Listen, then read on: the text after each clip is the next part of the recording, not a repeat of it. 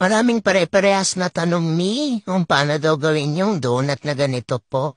So, ituturo ko po ngayon.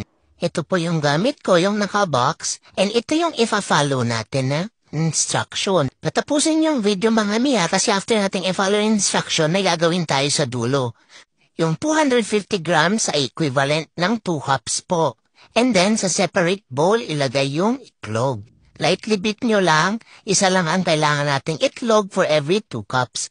Itong gamit kong vegetable oil, kailangan natin ng 2 tablespoon. Any brand ng vegetable oil, okay lang po.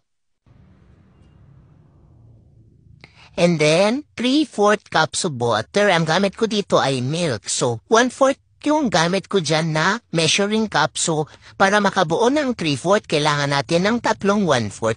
Tapos, halo-halo nyo lang po ng maigi.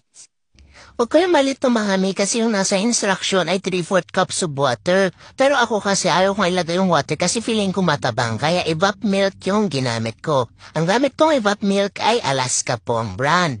And then, ilagay nyo po ng dahan-dahan. So far, nasusunod po natin yung instruction, diba? So, wait lang po natin kasi may gagawin po tayo sa dulo. Pag nahalo na po natin, mix-mix lang po. Huwag kayong mag-alala kung dumidikit yung butter dyan sa whisk nyo. Matatanggal din yan mamaya. So, haluin nyo lang maigi hanggang sa wala ng buo-buo. So, pinabilis ko na lang po kasi matagal pong maghalo eh. Kapag meron kayong mixer, much better. Ganito po talaga akong gumawa ng mixture ko. Sinusunod ko muna yung instruction bago ko idagdag yung gusto ko. So ganito yung lagi kong ginagawa.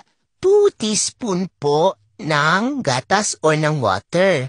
Laging ganyan po. And then wala na po kayong idadagdag na iba. Haluin nyo lang pong maigi. Tiyaga lang po sa paghalo. And then, ganyan po na consistency yung kailangan po natin. Hindi masyadong malabnaw at hindi rin siya masyadong thick. And then, i-transfer nyo na po sa squeeze bottle na meron kayo.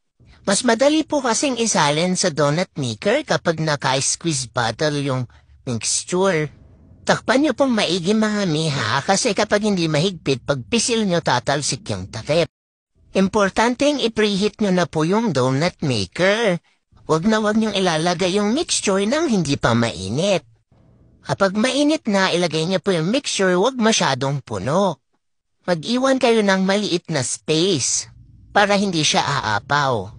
And then, 1 minute po ang hihintayin. So, depende po yan sa donut maker nyo kasi baka yung donut maker nyo mas mabilis uminit, so i-adjust nyo po yung oras. Sa case ko po, 1 minute lang. And then, pagkabaliktad ko, 30 seconds naman po. Hindi ko siya ginagawang masyadong brown kasi kapag tinakpan ko siya, magba-brown pa siya or maluluto pa yung ibabaw, kaya dapat sakto lang po. Then, ayun, para-parehas na siya na step. So, okay po yung gawa natin, diba? Hindi siya manipis, hindi rin po siya masyadong makapal. Malambot po yan kapag kinain natin. Then yan, gagawa na ako ng iba pa.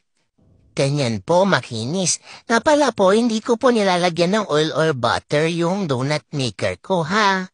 As is lang po kasi nagbubutas-butas po yung mixture. So 28 yung nagawa ko, may isa akong reject kasi napalakas ako ng pisil sa squeeze bottle. Kaya umapaw ng konti. Ayan po yung katawan ng donut, hindi manipis, hindi rin super kapal. Thank you!